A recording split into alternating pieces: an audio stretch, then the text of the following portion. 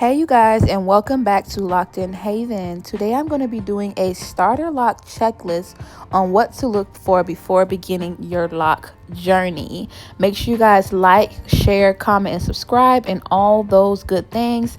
Apologies in advance for the video. I thought I was recording this client horizontally, and I was obviously not. And so, you're still going to be able to see me doing a retwist, but the video itself isn't about a retwist. I just put that in the background. And so I'm going to start off with number one.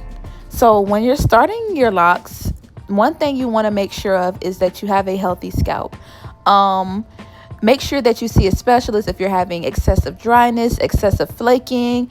Make sure you have a routine in place ahead of time before starting your locks, because a lot of times all this excessive dryness, dry flakes, that could either cause irritation to the scalp with time. It can make it discomforting.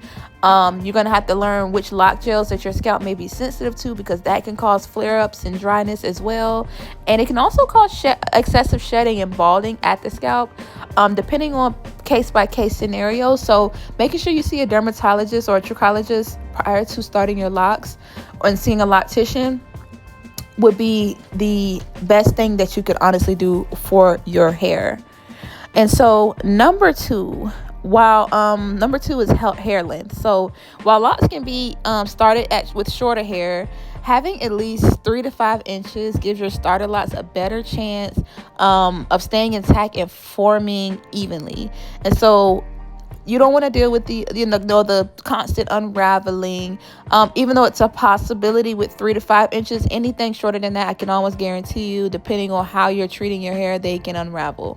So making sure that you're just aware of the length so that, you're not experiencing that.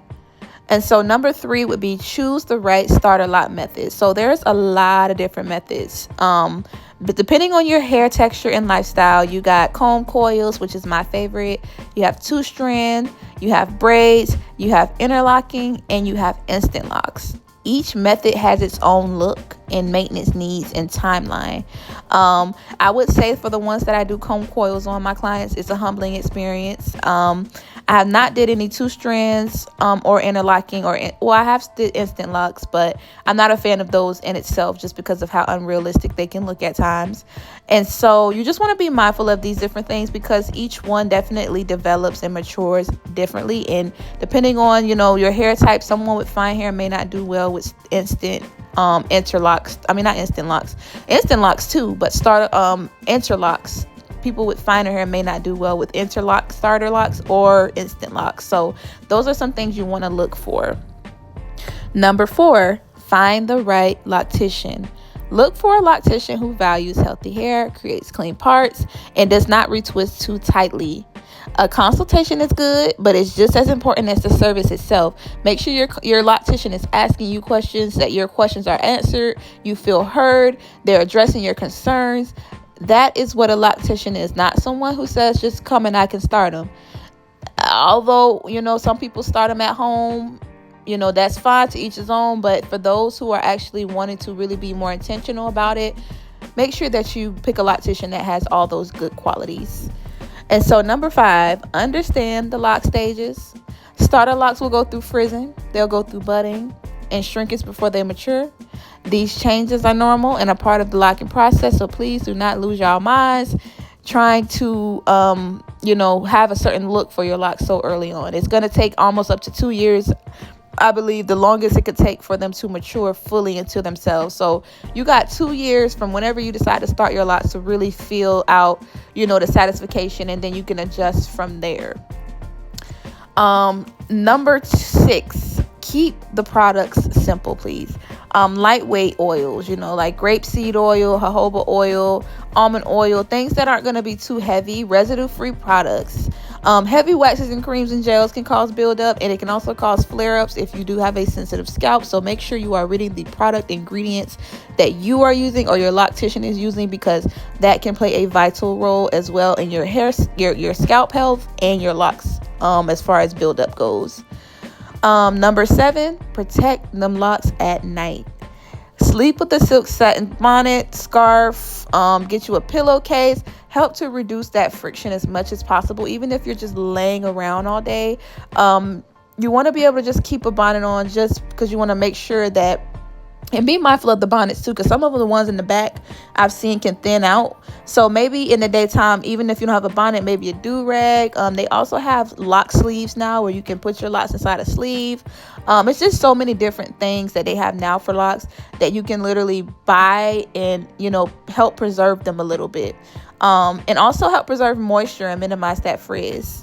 And so number 8 is be consistent with maintenance. I have so many clients now who will come and get repairs, disappear for 3 months, and need those same repairs done again. This journey is a commitment. If you want your locks to be healthy, you don't want bald, and you don't want thin, and you don't want them popping off left and right. Not saying that can't happen. You have to be committed to your journey. 3 months is excessive depending on the method, but that's how we end up with repairs. So being consistent from the beginning and having that intention in your mind of what you'll be spending monthly, averagely, budgeting for your lock journey is an important thing to be aware of.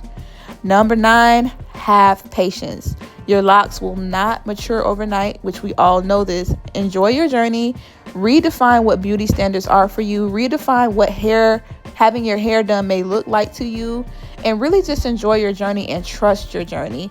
It's going to look different from everybody. You want to be confident in your journey only because the same people you see that are your inspo that you compare yourself to might have actually had a completely different idea of what their locks were gonna be, and now they're lock inspirations. People are wanting to get their locks how they. So it's like really just embracing the uniqueness of your journey. So that is I want to say I did 9 to 10 ways of checklist of your starter locks and what to look for before beginning your lock journey. Once again, make sure you guys like, comment, share, and subscribe. And if any of these touched you guys or you can relate to them, please comment below and share with a friend. Until next time, thank you for watching Locked in Haven. Bye.